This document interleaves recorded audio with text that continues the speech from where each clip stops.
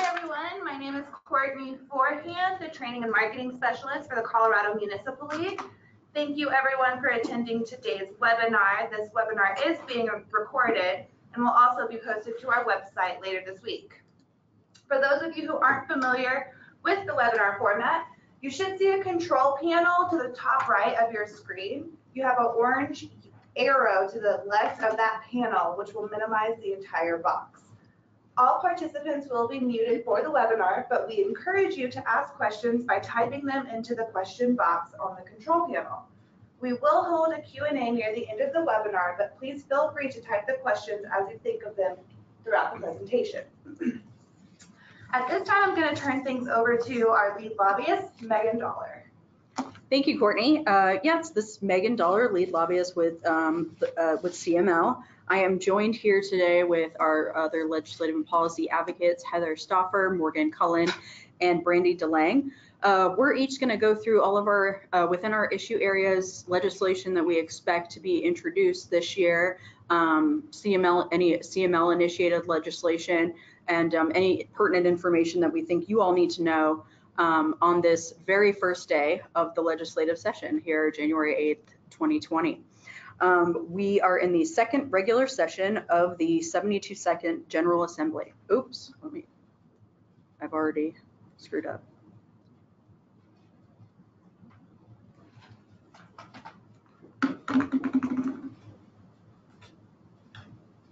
Thank you, sorry about that. We are in the second regular session of the 72nd General Assembly. The reason I want to mention that, the reason that's important, is that makes 2020 an election year, which certainly will add to the dynamic going forward and will add an interesting layer as we move forward in this legislative session. So here is the main contact information for our lobbyists here. If you are curious, or if you are not sure who covers which issue area, please feel free to contact me at my email and I'll get you to the right lobbyist. We do also have our issue areas on our website as well. So with that, let's go ahead and dive into our issues, and we'll start with Brandy here with beer and liquor. All right, thanks, Megan. Again, this is Brandy DeLange with the Colorado Municipal League. Currently, we're aware of 3 pieces of legislation pertaining to beer and liquor enforcement. The first one being for penalties for liquor law violations. Essentially, what this legislation would do is it would increase the fines that state and local licensing authorities would be able to assess for violations on the first instance. So I think the thing of note here is that the fines originally were set between $2,000 and $5,000, and they've now been increased to $5,000 and $100,000. I expect that this will be a pretty lengthy conversation down at the legislature in terms of costs. The second one is in reference to vintners, restaurant alternating locations. So essentially, for somebody who is making wine on premise, they can actually, and have a restaurant, they can actually have an alternate site in which they're able to make wine, but not able to sell that wine from that location. And then 3, the last piece of legislation would clarify the age restrictions for those that are 18 but not yet 21 on being able to sell and dispense liquor in liquor stores. So I expect that this should be fairly straightforward. It's mostly a clarifying, conforming type piece of legislation. I'm next up again, so we're going to hit broadband really quickly as well. I actually expect additional legislation to come, but at this point we've only really seen preliminary ideas on one piece of legislation, and that's defining unserved areas. Ultimately, what this legislation would do is it would allow local governments to have more of an active role in determining whether or not they are being unserved or underserved. So in a lot of cases, when applying to the Broadband Deployment Board, you have to prove that you're being unserved. But as we all know, OIT has suggested that 80% of the state is covered by broadband services. So this should hopefully provide local governments more of an ability to provide data to the Broadband Deployment Board to indicate that they are actually, in fact, unserved. I also just want to flag that we're hearing rumors that the governor's office may be interested in changing the makeup of the Broadband Deployment Board, more specifically around the way that the grants are given out to applicants, excuse me. But we've not seen anything at this point, and it's really just low-level rumors for the first day of session. And then third, we think that there will probably be some legislation pertaining to Senate Bill 107 from last year, which, if you recall, this was that tri-state utility legislation that allowed tri-state and other, excuse me, not tri-state, but REAs and others to go ahead and provide fiber to other REAs out there and other broadband providers to get broadband out in the broader ether of the state. So that also is kind of a low-level rumor that we heard of just today, and we're going to keep our pulse on that. Thank you, Brandy. Megan here again. I'm going to talk about criminal justice. Like the past few sessions, I expect this to be a very active issue area this year. Beginning with legislation aimed at police reform, specifically around officer-involved shootings.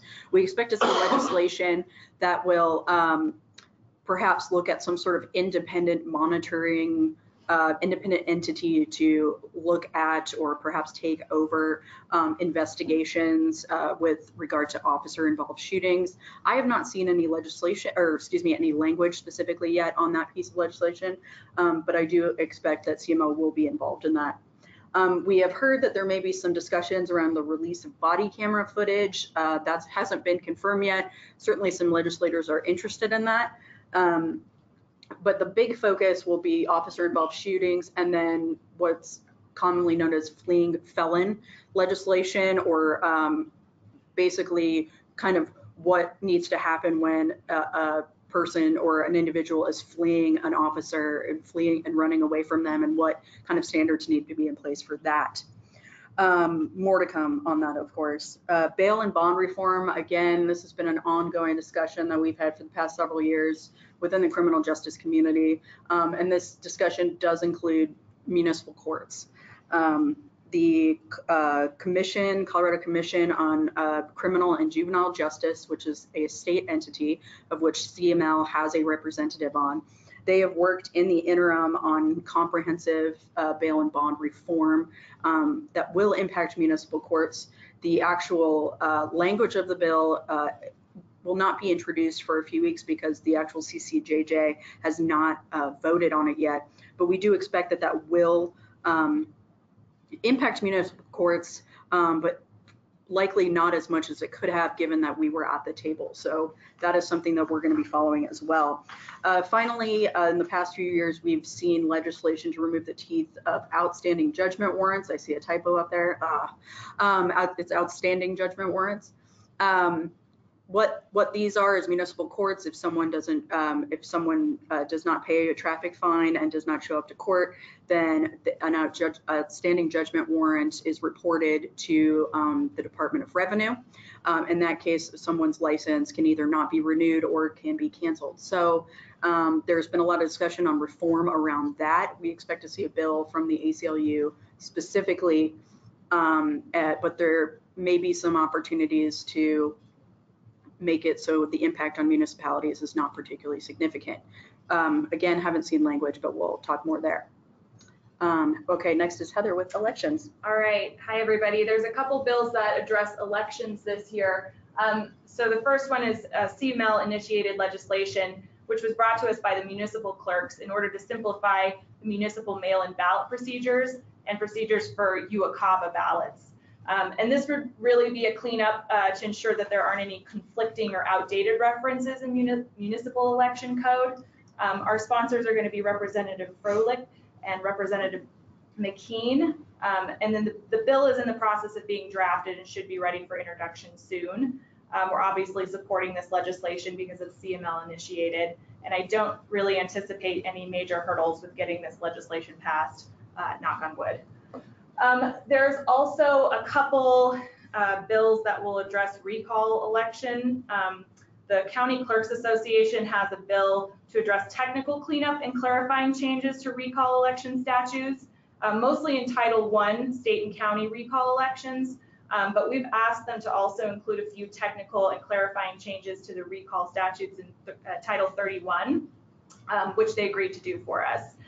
So if you'd like to know exactly what those technical changes are, let me know and I can go through them for you. And CML's board took a position to support that legislation as well. In addition, I do know of at least one bill title pulled for recall election reform, which will likely be a late bill, but there could potentially be up to 2 bills regarding recall election reform.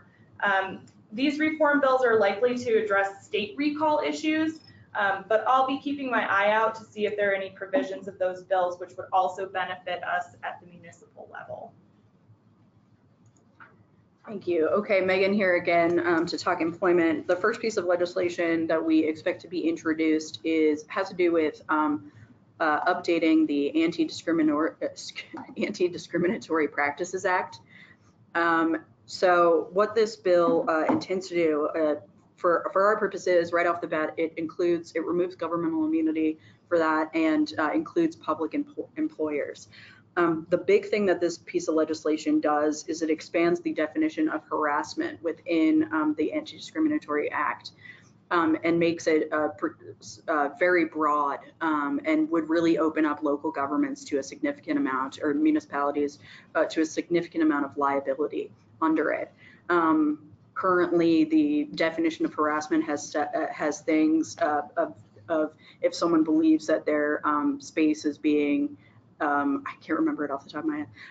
If someone is concerned that they are not having good feelings at work, things like that, that is kind of the broad language that we're talking about today.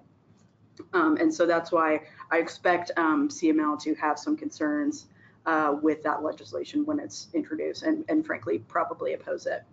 The next piece of legislation, as we're all familiar from last year, is family medical leave. Last year we had the family piece of legislation that was introduced. That piece of legislation was ultimately turned into a task force. That task force has met and released its report. It is now being looked over by the governor and leadership within the legislature to see what kind of legislation they want to move forward with, and certainly the proponents will need to contemplate that as well. The big question really with this is whether it's still going to be in the same form as last year that involves a payroll tax and a larger government-run program, or whether, perhaps the proponents may look at more of a minimum standard across the board for family leave.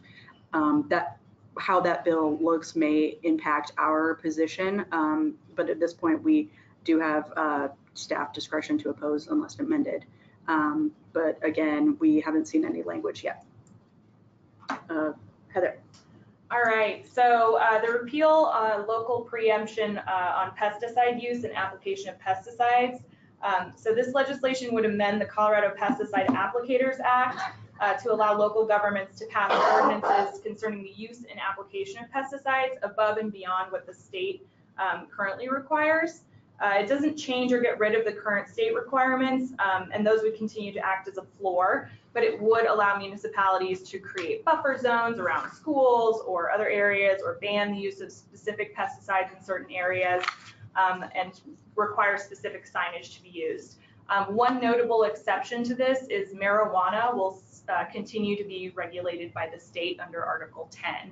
So that would not, the local authority would not extend to marijuana and pesticides being used on marijuana. It's being sponsored by Senate Majority Leader Fenberg. CML's board took a position of staff discretion to support, and I am waiting just to clarify the language on that bill, but I don't expect anything to go sideways, and I would expect this bill to move through the legislature with relative ease.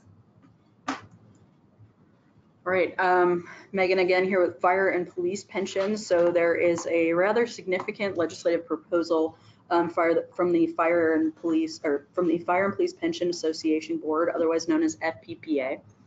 The piece of legislation does about 5 things, but there are 3 pieces within that bill that CML is concerned about.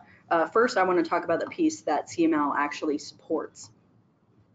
What the bill does is increase funding of the statewide death and disability plan in order to return that back to 100% funded. And then they'll do that by allowing annual contribution increases of up to 0.2% that could be split between the employee and the employers. That plan has taken a hit in the last few years because when it was originally established back in the 80s or late 70s, if I recall correctly, there was some misinterpretation when it came to what the numbers actually were. So we at CML would like to see that death and disability plan. That's a really important thing for us, for our employees to be fully funded, because that's really what, that's really a huge issue for us. The things that we don't like in the bill, and that is why CML is currently opposed unless amended, our big concerns are that the bill also increases employer contribution rates to the statewide defined benefit plan, and they do that by 0.5% over 8 years. We certainly have concerns with that on the unfunded mandate piece. Additionally, though, it allows the FPPA board to require future increases without actually going to the legislature. We do not believe that is the role for the FPPA. We believe the legislature should be making those determinations, and that is a big part of why we have concerns with that piece of legislation. Finally, the bill includes an early retirement benefit enhancement, which allows plan members to retire at 50 if they so choose, with 30 years of service. It will be a 1% contribution increase to pay for the benefit, and that 1% contribution will come solely from employers. So it will come solely from employers, but the benefit is purely for the employee. Again, concerns for unfunded mandates, and frankly with the precedent that sets as well. And so we will be working to hopefully amend that legislation with those pieces removed from the piece that we support.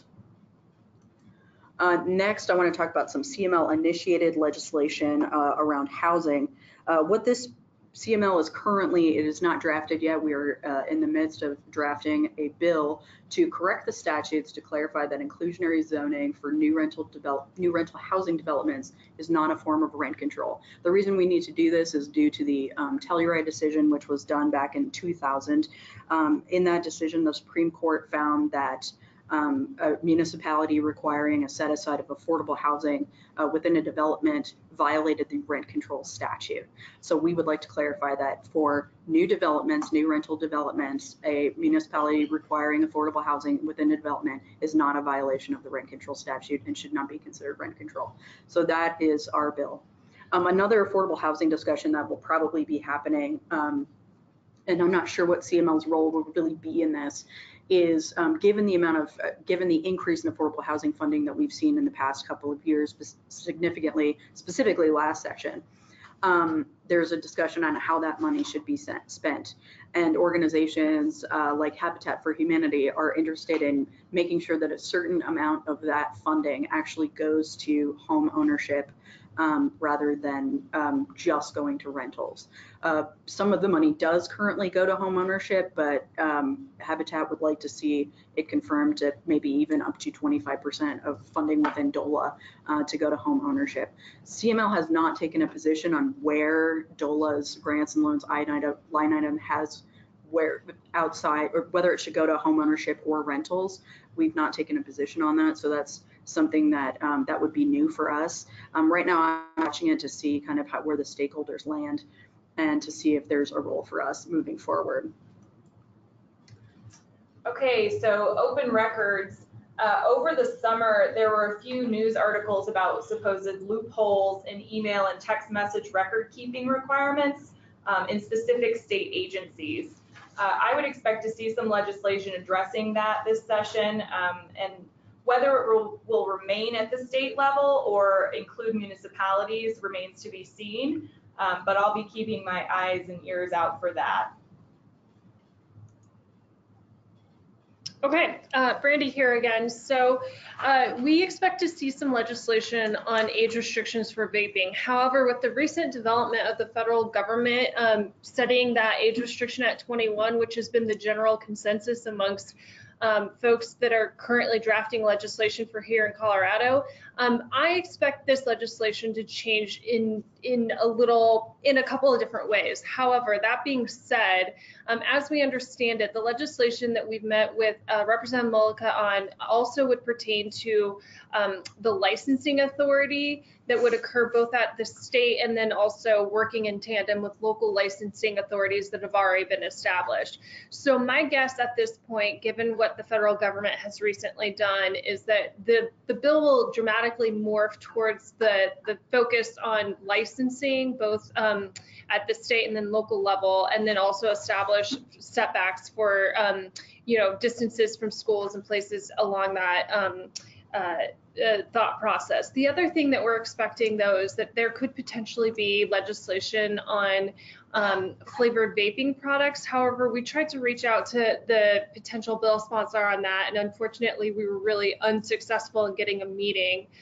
So we're going to continue to try to figure out where exactly that interest lies at this point. And on sustainability issues, I just wanted to flag some CML initiated legislation that we've actually been working on since last session, but due to a variety of extenuating circumstances, we actually didn't see a bill last year. But I can guarantee with 100% certainty that we will see a bill this year, because my colleague Brandy DeLange just told me that the bill was just introduced right before this webinar. And so I was able to pull a bill number. It's going to be Senate Bill 10. So Senate Bill 20-10 will be the plastics bill that CML will be working on this year. Specifically, it just repeals CRS 2517-104, which is a state preemption on local prohibitions of plastic products. And what the bill will allow is for local governments, and it'll create legal clarity for municipalities that are interested in prohibiting certain single-use plastic products within their political subdivisions, and allow them to respond to the public as public awareness has grown around some of the environmental costs associated with some of these products. More pressure and interest has been placed on city councils across the state to do something about single-use products. So looking forward to working on legislation on that this year. And then transportation issues, always specifically transportation funding is always a perennial issue down at the Capitol, and absent a comprehensive statewide solution to deal with infrastructure funding, it will continue to do so, and the 2020 legislative session will be no different. Just for the sake of simplicity, I kind of created three different themes of likely legislation that we will be seeing down at the Capitol this year, or could see down at the Capitol. One is one-time funding. This is where the General Assembly actually has had quite a bit of success over the past 3 sessions. In total, in the 3 bills, Senate Bill 267 in 2017, Senate Bill 1 in 2018, and Senate Bill 262 in 2019, combined to raise about $2.5 billion for transportation funding. The bad news about this, though, is it's all been through leveraging state property through lease purchase agreements or direct transfer, general fund transfers to help cover it. So there hasn't been any new revenue source to help deal with this, and that's where that's been the systemic issue as far as transportation funding goes. Whether or not we'll see another one-time funding bill this year remains to be seen. However, the proposed budget that the governor put forward this year actually did earmark an additional $50 million in one-time funding this year. So we will see if that happens. There's also been a fair amount of communication about regional transportation solutions. Absent a statewide funding solution in recent years, there has been talk about legislation that would expand the use of transportation planning organization and give them taxing authorization and planning authorization and be able to act a lot like regional transportation authorities. And so we may see some legislation on that. And then there's also been some conversation about the creation or the authorization that would allow the creation of transportation corridor districts. And this would be, these authorities would actually govern and provide financing opportunities for specific corridors. For example, the I-24, certain segments of the I-25 corridor or the US 287 corridor out on the Eastern Plains. And then always the conversation always comes back to figuring out a long-term comprehensive funding strategy statewide. And there's been a variety of different proposals that have been put forward in recent months. One would index the fuel tax. Right now, the 22-cent a gallon gas tax has been in place and has raised the exact same amount of revenue. It stayed at 22 cents a gallon for nearly 30 years now. So indexing that for inflation has been a proposal. Also some road use fees, specific fees on electric vehicles, and then also fees on transportation network services like Uber and Lyft has also been part of the conversation. So we'll see where it goes, but it will definitely be an interesting session in regards to transportation this year. All right, just a couple water bills that we're probably going to see this session. So the first one is water conservation and land use. This bill specifies that if municipalities choose to address water conservation in municipal comprehensive plans, they must include goals, they may include goals specified in the state water plan as a condition of development approvals, etc. The bill will use the same legislative language as a bill previously ran in 2017, in which CML was able to negotiate adequate protections for local control. So it's voluntary for municipalities who want to include that in their comprehensive plans. It's being sponsored by Representative Arndt. CML's board voted to give me staff discretion on this bill. Since CML was neutral on the 2017 bill, if the language mirrors that, we'll also probably be neutral on this bill. The next one is PFAS. Perfluoroalkyl substances are man-made chemical substances found in firefighting foams, raincoats, non-stick cookware, pretty much anything non-stick or water resistant. So uncontrolled, these chemicals can leach into the groundwater and are harmful if ingested. So this bill gives CDPHE the authority to promulgate rules and regulations around PFAS in drinking water, wastewater, and groundwater. There was some talk early on about possibly trying to include funding for impacted communities for testing, treatment, and disposal in this legislation. We'll see if that makes it into the bill or not. I wouldn't be surprised if it doesn't, given the tight budget year. CML's board took a position of staff discretion to support. I haven't seen a draft on that yet, but if the legislation does include funding, depending on where the funding comes from, we may want to support that legislation. And then finally, the Colorado Water Plan funding. This bill would direct the Colorado Conservation Board spending on money collected from sports betting or general fund appropriations going into the Water Plan Implementation Cash Fund. It directs the CWCB to spend the money equally across 5 categories: healthy rivers projects, watershed health, water quality projects, conservation and efficiency projects, productive agricultural projects, and infrastructure projects. And it also creates a water security fund, which receives money if the state sets up a formal compact compliance program.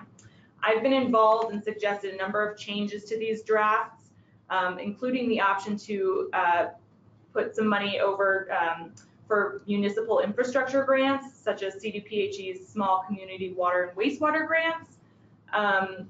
The draft is still being developed and, in my opinion, has a ways to go, I think, before it's ready for introduction. So I'll continue to be involved with that. Thank you. And before we move on to how CML keeps you informed, I want to go back and just reference the slide that I was talking about earlier on employment issues. When I was attempting to describe the definition of hostile work environment for the bill regarding the Anti-Discrimination Act, I misspoke.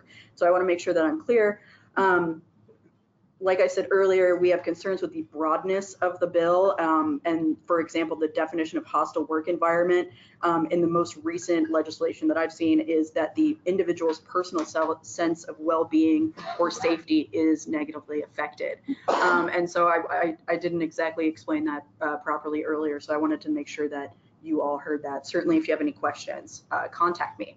So let's move on with how CML keeps you informed throughout the legislative session. We do so in a number of ways. Probably the most important way is our CML State House report that you get in your inbox. This year, you will be receiving them every Monday, usually around noon. You'll get a video, as well as talking about kind of the hot issues of that week, or issues that we expect that week. As well as a link to our website where each lobbyist talks about all of the bills that they are following, that we have positions on, and or monitoring in any way, shape, or form. And you can get information on any bills there. Of course, if you need additional information, please feel free to contact any of the lobbyists that are covering depending on the issue that you're interested in. If you're interested in what exactly we're doing on the advocacy level, outside of the State House report, if you go to CML's website, www.cml.org/advocacy-legal. There you'll see a number of pieces of information, not just the State House report. You'll see our CML position papers that we've distributed to the legislature, and to provide any information on our position or any CML initiated legislation. You'll also see the CML box score, as well as the House and Senate lists of the bills that CML and the lobbyists are following. That should be updated in real time. So as bills move through the process, you should be able to get pretty up-to-date information of where bills are based on our box score. And our box score really focuses on the bills we have positions on, so support or oppose. Additionally, we have social media, Facebook, Twitter. Once this whole legislature is all said and done, we have our large publication that we put out in May, just before the conference, which is our annual Colorado Laws Enacted Affecting Municipalities. That's where we summarize any bills that have passed that will have direct impact on our members. As many of you know, you get our CML newsletter bi-weekly. We do sometimes update that with important bills that we're following, but really you'll probably see more CML updates via email, just because things move so quickly down at the Capitol. And then finally, Colorado Municipalities Magazine, that's bi-monthly, and we have focused on, we have put some legislative issues in those magazines as well. All right, so let's talk about grassroots advocacy. Of course, CML's power, our influence comes from our membership, and so we can't be effective down at the Capitol without you. And so this is a big part of that. So the first part, and certainly we want our members to be able to feel like that they can contact their legislator and convey their views on either CML legislation or the position of your municipality effectively and efficiently. So certainly you need to figure out who your legislator is. If you go on the General Assembly website, you can usually figure that out. If not, certainly someone at CML would be happy to identify, based on the district that you're in, who your legislator is. In terms of the best way to contact your legislator, in person is always the best way to really start that relationship. Invite your legislators to come to a council or a board meeting, study session. If you're having a ribbon cutting, any kind of special event in your community, that is an excellent opportunity to talk about the needs within your communities. Certainly email is also a great option as well. CML sends quite a few action alerts that we do throughout the legislative session, and that is done via email. And then finally, pick up the phone and give them a call. Usually you'll end up getting their aid, but sometimes you can access their cell phones as well. And so that's something that certainly CML staff would be happy to initiate and get those discussions going as well. Finally, this year, another opportunity is the CML Legislative Workshop reception, which is following our legislative workshop on February 13th.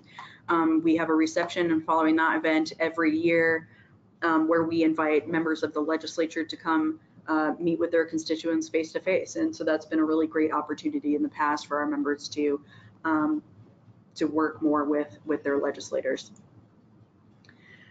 So, you know, when you talk with your legislator, what should you say? And that's an important piece to this. So certainly talk about the legislative and policy issues that affect your municipality. What are your needs? What are the priorities? Is it transportation? Is it affordable housing? You know, your legislator needs to know your needs and what the community is prioritizing. Please feel free to refer to CML's positions on bills. You can reference our bill log on the website. You can reference our position paper. You can call and ask us if you want. That's, you know, certainly feel free to lean on, or please lean on CML, I should say, when you're talking to your legislators, because we want to be that resource for you and make sure that that they know how important these issues are to municipalities. Certainly, you want to keep the conversation very cordial and always, you know, let them know and be clear where you know, how you would like them to vote and or that you'd really appreciate their vote, I should say, and as well as giving the reasons of why that vote's important. Oh, I went too far.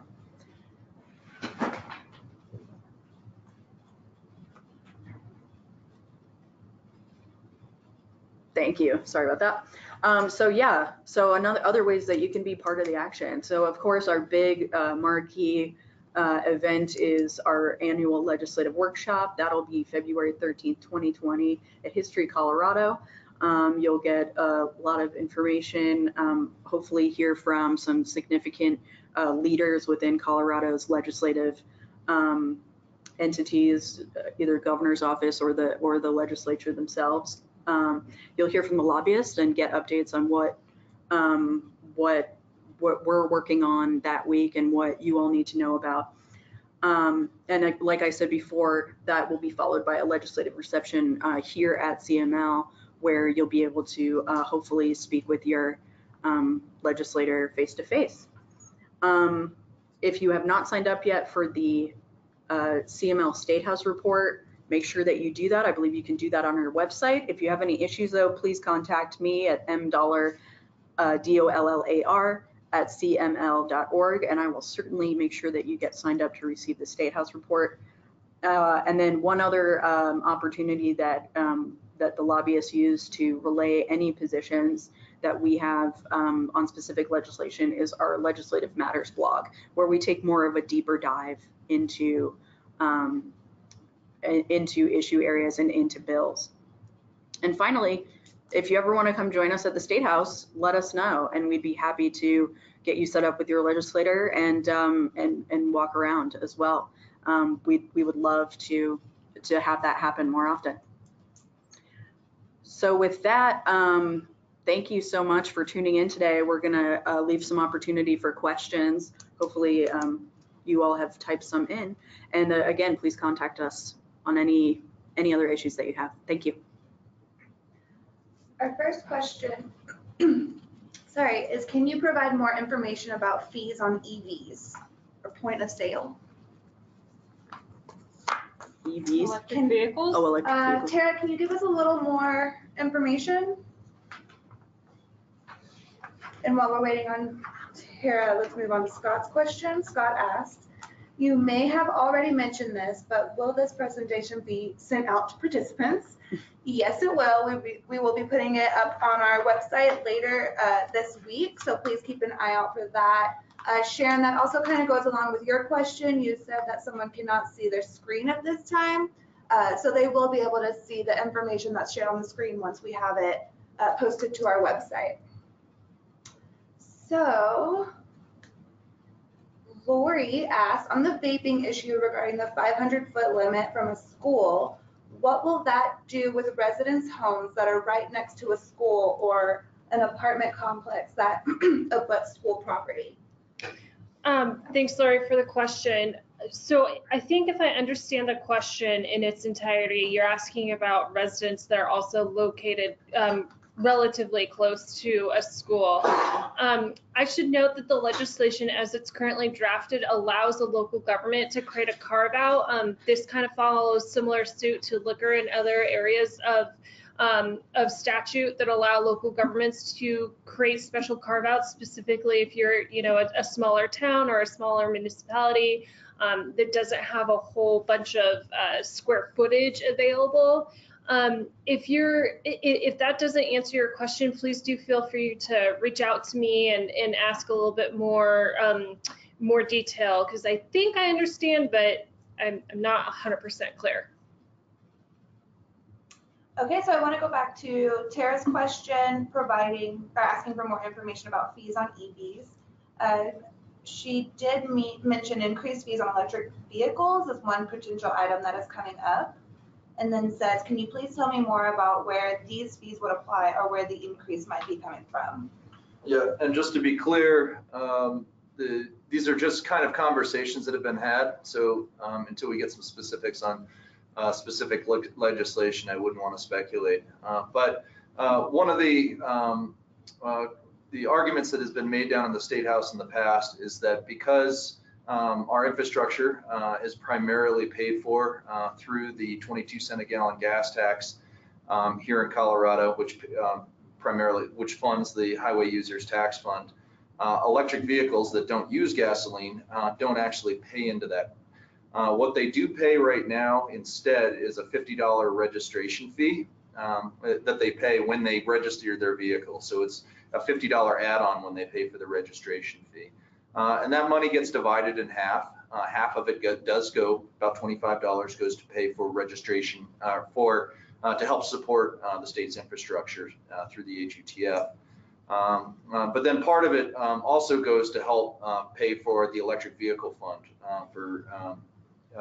to help support the build out of electric vehicle charging infrastructure.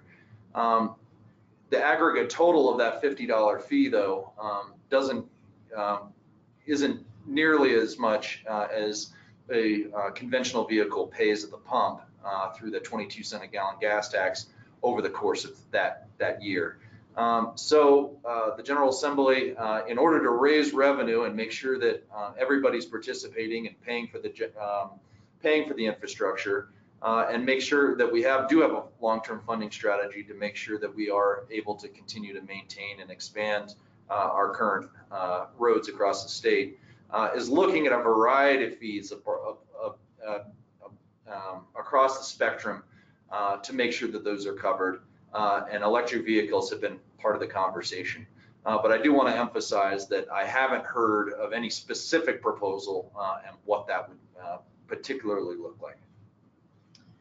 Tara is also wondering if there are proposals to expand transportation option in corridor districts, plus RTAs being considered that could be formed without a public vote to join the district. So again, I haven't seen any legislation, and I haven't seen it specifically. I think the corridor districts is really just in the conceptual stages, so I don't know quite what that would look like. What we have heard about is our proposals for transportation planning organizations, similar to councils of government, that for all extents and purposes do participate in transportation planning across the region. This would give members of those districts an opportunity to work on a comprehensive plan at the regional level. But before that, they're able to move forward under the Taxpayer Bill of Rights. They would be required to have to go out and get taxing authorization from the voters within their jurisdiction to approve any plan before it moves forward. So I would say the answer is no. They would be able to move forward and put together a comprehensive plan at the regional level, But ultimately, if they're going to finance and pay for any new infrastructure or maintenance for that matter, they are going to need to get voter approval in order to do so. This would really just help to streamline the process. All right, our next question is from Daniel, who is wondering if there was a specific situation that prompted the proposal to repeal the preemption on local pesticide regulation. I can't point to one specific instance. I think it's something that a few municipalities have wanted the authority for quite some time, but I can't point to any specific instance. Okay, and I also got an email from Robin here. It says, my question would be if they did pass legislation for a municipality to mandate a retention length of time, that emails and texts must be kept, would a home rule policy be enough to keep it a local issue, or would we need to draft an ordinance? Do I need to say that again? Yeah, can you repeat that? Yeah, sure. So Robin from Wheat Ridge is wondering if they did pass legislation for a municipality to mandate a retention length, A retention policy okay, for emails and so text messages. what would be the length of time that they would need to keep those? Oh, so that would depend heavily upon the legislation. So I haven't seen any bill language, to be clear on this. It's just something that I would expect given the buzz around it. So that would definitely depend on what's drafted. Okay, those are all the questions that I have on my side. All right, well, thank you, Courtney. Thank you everyone for attending today. If you have any additional questions, please feel free to contact us. Have a great day.